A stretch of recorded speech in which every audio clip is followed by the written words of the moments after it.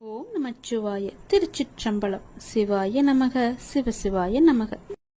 நன்மைகள் பல பெருகும் நேரம். இந்த மாதத்திற்குள் பல நன்மைகள் உனக்கு நடக்கப் போகிறது. உன்னுடைய வாழ்க்கை மேம்பட போகிறது. உன்னை தேடி பல வெகுமதிகள் வரப்போகிறது. எதற்காகவும் நீ கலங்காதே. நீண்ட நாட்களாகவே நீ என்னிடம் கேட்டுக்கொண்டிருக்கும் உன் பிரார்த்தனையை உன்னுடைய அப்பா உனக்காக நிறைவேற்றி கொடுக்கப் போகின்றேன். உன்னுடைய துன்பங்களிலிருந்து எல்லாம் உன்னை காப்பாற்றப் போகின்றேன். நீ கேட்ட வரத்தை கூடிய விரைவில் உனக்கு தந்து உன் வாழ்க்கையை நான் சிறப்பானதாக மாற்றப் போகின்றேன். நீ நினைத்தது நிச்சயமாகவே நடக்கப் போகிறது. அது உனக்கு நடந்தே தீரும்.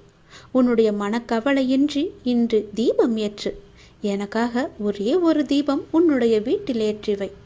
என்னை நினைத்து ஓம் என்று சொல். எல்லாவற்றையும் நான் பார்த்து கொள்கிறேன். உனக்கு நல்வழியை நான் காட்டுகிறேன். காலை எழுந்ததும் என்ன வாக்கு வருகிறது என்று பார்க்க வேண்டும். ஏனென்றால் மனம் எதையோ பறிகொடுத்தது போல உள்ளது என்று உன் மனதில் சில கவலைகளுடன் நேற்று உறங்கி போனாயல்லவா? ஒவ்வொரு காலகட்டத்திற்கும் என்ன நடக்க வேண்டுமோ அதுதான் நடந்திருக்கின்றது. ஆனால் அது நிரந்தரமல்ல. இதுவும் மாறும். உன் மனதில் உள்ள அந்த சுமைகளை இறக்கி வைத்துவிட்டு அடுத்த நொடி உன்னுடையதாக இருப்பதற்காக அதை எப்படி சிறப்பாக ஆக்கப் போகின்றாய் என்பதில் உன்னுடைய கவனத்தை நீ செலுத்து. நான் உன்னோடு இருக்கின்றேன். அடுத்த நொடியை மகளுடையதாக ஆக்க உனக்கு நான் துணை இருக்கின்றேன். என் செல்ல குழந்தையே, உன்னை விட்டு சென்றதெல்லாம் உன் கை வந்து இந்த தை மாதத்தில் உன்னை வந்து சேரும். மகிழ்ச்சியாகவே இரு. நான் உனக்கு துணை இருப்பேன். எப்பொழுதும் உனக்குள் நான் இருப்பேன்.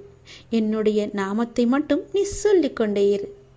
நீ மகிழ்ச்சியாக இருந்தாலும் உன்னுடைய மனதில் ஏதோ ஒரு பயம் ஓடிக்கொண்டே இருக்கின்றதே.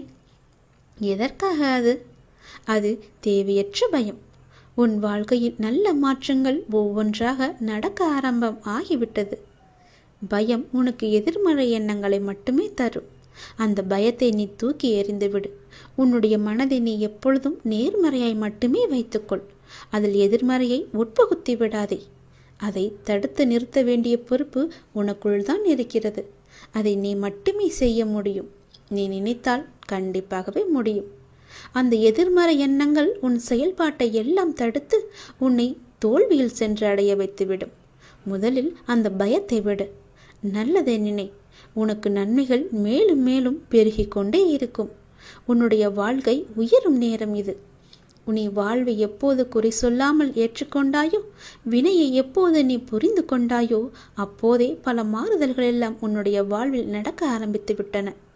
நீ விரும்பியபடி நடந்தால்தான் மகிழ்ச்சி இருக்கும் என்று நினைத்தாய். ஆனால் இப்போது உனக்கு அமைந்த வாழ்விலே நீ அனைத்து மகிழ்ச்சியையும் காண இருக்கின்றாய். இடமாற்றம், வேலை மாற்றம் என நீ எதிர்பார்த்த பல மாற்றங்கள் நிகழப்போகிறது. நீண்ட நாட்களாகவே நீ என்னிடம் கேட்ட ஒரு வேண்டுதலும் இந்த மாதத்தில் நிறைவேறப் போகிறது. மகிழ்ச்சியாக சந்தோஷமாகவே அதை அனுபவிக்கப் போகின்றாய். உன்னுடைய வாழ்க்கையானது கொஞ்சம் கொஞ்சமாக மேம்பட்டு உயர்ந்த நிலைக்கு வரப்போகின்றது. உன்னுடைய வாழ்க்கையின் தரம் உயரும் நேரத்தை நீ நெருங்கிவிட்டாய் அல்லவா? அதனால் பல நன்மைகள் உன்னை வந்து சேரப்போகிறது. இந்த மாதம் முடிவதற்குள் அதற்கான பலனை நீ அனுபவிப்பாய். கொஞ்சம் கொஞ்சமாக எல்லாமே நடந்து உன் முழுமையான வாழ்க்கையை நீ அனுபவிக்க நீ உன்னை தயார் செய்து கொள்ள வேண்டும். சந்தோஷத்தில் நீ துள்ளி குதிக்கப் போகின்றாய். என்னுடைய நாமத்தை நீ சொல்லிக்கொண்டே இரு. கடந்த 1 வருடமாக இருந்த உன்னுடைய மனப்போராட்டத்திற்கு முடிவு கிடைக்கும் நேரம் இது. நீ போகும் பாதையே சரியான பாதை. அதிலிருந்து நீ நகர்ந்து விடாதே. இந்த வழியிலேயே நீ போ. உனக்கு முன்னால் நான் சென்று கொண்டிருக்கிறேன் என்பதை மறவாமல் அதன் வழியே வா. நிச்சயம் நடக்கும். நன்மைகள் பல. நல்லதொரு மாற்றம் நிரந்தரமாக உன்னுடைய வாழ்வில் இன்னும் சரியாக 3 மாதத்தில் வரப்போகிறது. அந்த நல்லதொரு மாற்றம் நீ எதிர்பார்த்ததை விட பல மடங்கு உனக்கு சந்தோஷத்தை அள்ளி தரப்போகிறது. அல்ல அல்ல குறையாத சந்தோஷம். அதை நீ அனுபவிக்கப் போகின்றாய். இது உன்னுடைய வாக்கு அல்ல, இது என்னுடைய சத்திய வாக்கு. உறவுகளில் உள்ள நிலையாமையை நீ புரிந்து கொண்டாய். உலக உண்மைகளை கொஞ்சம் கொஞ்சமாக நீ புரிந்து கொண்டாய்.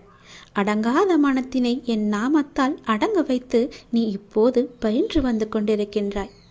எப்போதும் நேர்மறையாக சிந்திக்க நீ பழகி கொண்டாய். இனி என்ன? ஏன் கவலை?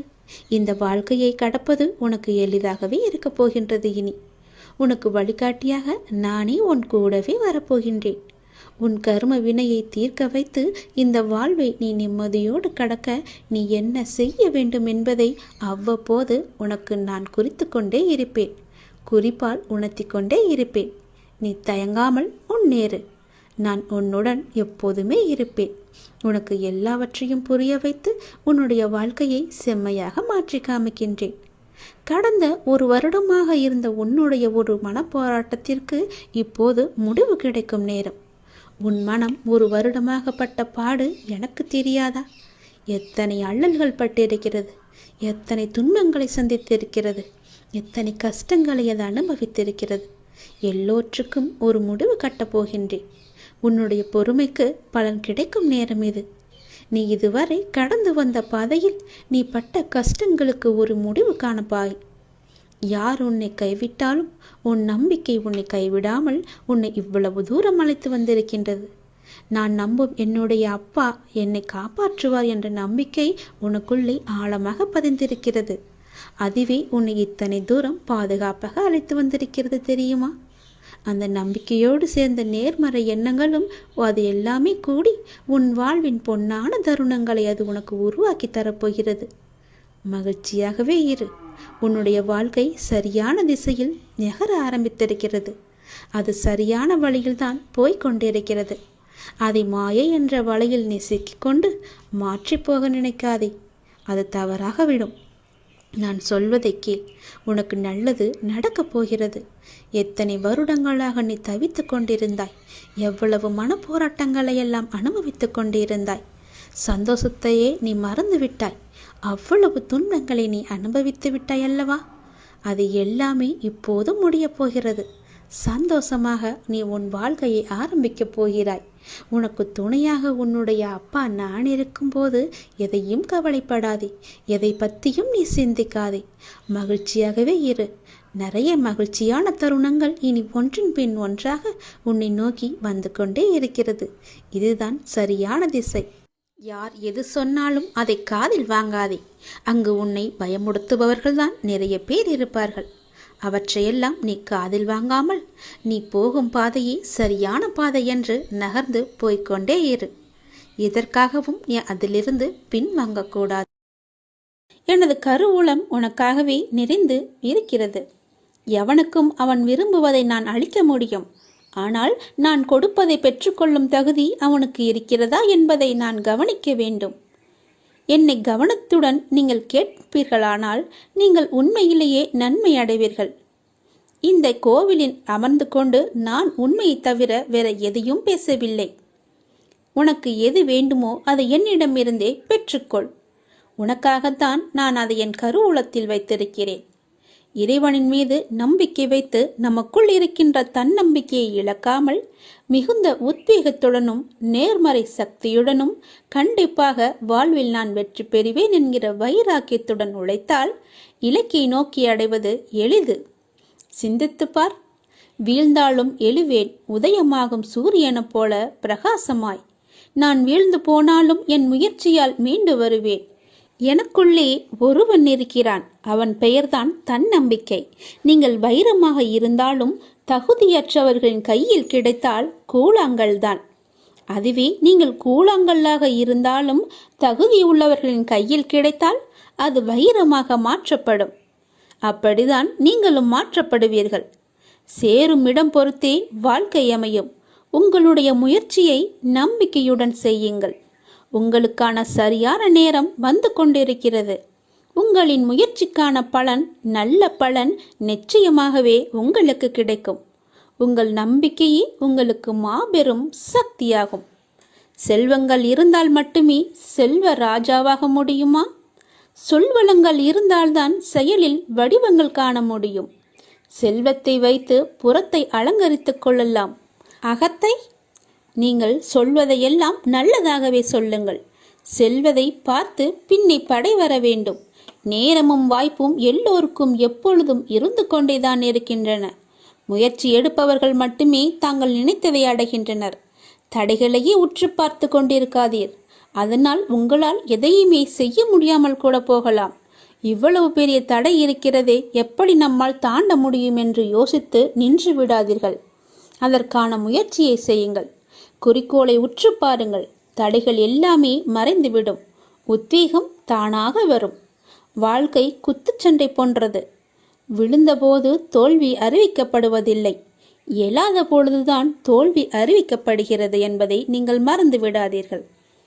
கீழே விழுந்ததும் அதற்கு என்று கூட ஒரு நேரம் இருக்கிறது. விழுந்தாலும் மீண்டும் எழுங்கள். வெற்றி உங்களுக்கு நிச்சயமாகவே கிடைக்கும். வெற்றி என்பது நிச்சயம் உங்களுக்குத்தான் என்று தன்னம்பிக்கையோடு செயல்படுங்கள். உன்னை தேடி ஒரு நல்ல செய்தி விரைவிலேயே வரும். உன்னுடைய உள்ளமும் இல்லமும் மகிழ்ச்சி அடையும்.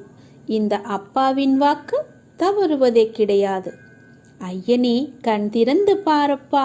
வாழ்வின் ஒவ்வொரு கணமும் உன்னையே நினைக்கின்றேன். என் கால்கள் உங்களுடன் நடக்க வந்தது. என் கண்கள் உன்னை காணவே கிடைத்தது. இந்த பிறவியிலேயே உனக்காக உண்டானது. இறைவா, என் உடலில் ஒரு சொட்டு உதிரம் இருக்கும் வரையிலும் உன்னை காணும் வரம் வேண்டும். அருள் புரிவாய் அப்பாவே. ஆபத் பாந்தவனே, இன்பம் தருபவனே, ஈகை அளிப்பவனே, ஊழ்வினையை அளிப்பவனே, நீங்களே எங்களை பார்த்து கொள்ளுங்கள் அப்பா என்று அவரிடம் நீங்கள் சரணடைந்து விடுங்கள். நான் ஒவ்வொரு மனிதனிடமும் பேசிக்கொண்டிருக்கிறேன். அவர்கள்தான் என்னை அறிந்து கொள்ள முடியாமல் தவித்து கொண்டிருக்கின்றனர். எப்பொழுதுமே பேசிக்கொண்டேதான் இருப்பேன். நான் யாரிடம் பேசினேன் என்பது அல்ல கேள்வி. யார் யாரெல்லாம் நான் பேசியதை கவனித்தார்கள் என்பதுதான் என்னுடைய கேள்வி. நீங்கள் என் பேச்சை கவனித்தீர்களா? இல்லை இந்த காதில் வாங்கி அந்த காதில் விட்டீர்களா என்று நீங்களே கொஞ்சம் யோசித்து பாருங்கள். என் பேச்சை கேட்டிருந்தால் இப்படி இன்று இது ஆகியிருக்காது. உங்களோடு தொடர்பு கொள்ள இந்த பரந்த அண்டம், இந்த பிரபஞ்சம் முழுவதுமே நான் இயங்கிக் கொண்டிருக்கிறேன். ஆகவே இனிமேலாவது நான் பேசுவதை கவனமாக கேளுங்கள். போகிற போக்கில் நீங்கள் போக வேண்டாம். வாழ்க்கையில் கவலைகள் நிரம்பி துவண்டுவிடும் தருணத்தில் உன்னுடன் யாரும் இல்லையே என நினைத்து நீ கலங்காதே. யார் இல்லாவிட்டாலும் என்ன, உன்னை படைத்த உன் சிவன் சாய்ராம் உன்னுடன் இருக்கிறான் என்பதை நினைத்து நீ மகிழ்ச்சி கொள். பிச்சை எடுக்கும் நிலை வந்தாலும் சிவனையும் சாய்ராம் என நினை. நீ எப்போது வேண்டுமானாலும் வாழ்வில் நிச்சயமாகவே உயரலாம். நல்லதையே நினைத்துப்பார், நல்லதையே செய்து பார். உங்கள் வாழ்க்கையில் நல்ல திசையை நோக்கி செல்லவில்லை, நல்ல திசை என் கண்களுக்கு புலப்படவில்லை என்றால் நீங்கள் செய்ய வேண்டியது ஒன்றுதான். உங்கள் இரு கண்களையும் இறுக்கமாக மூடிக்கொண்டு அப்பாவின் பெயரை சொல்லுங்கள். நீங்கள் என் கையை பிடிக்கும்போது எதுவுமே தவறாக நடக்காது. கண்களை மூடி எனக்கு முன்னால் அமர்ந்து என்னுடைய நாமத்தை சொல்லிக்கொண்டே வாருங்கள். உங்களுக்கு துணையாக நான் உன் கையை பிடித்து அழைத்து கொண்டு போவது உங்களுக்கு தெரியும். நீ எதை நோக்கி நீ பயணப்பட வேண்டும் என்று நினைக்கிறாயோ அதை நோக்கி நானே என் கையை பிடித்து அழைத்து கொண்டு செல்வேன். நீ கவலைப்படாமல் இரு.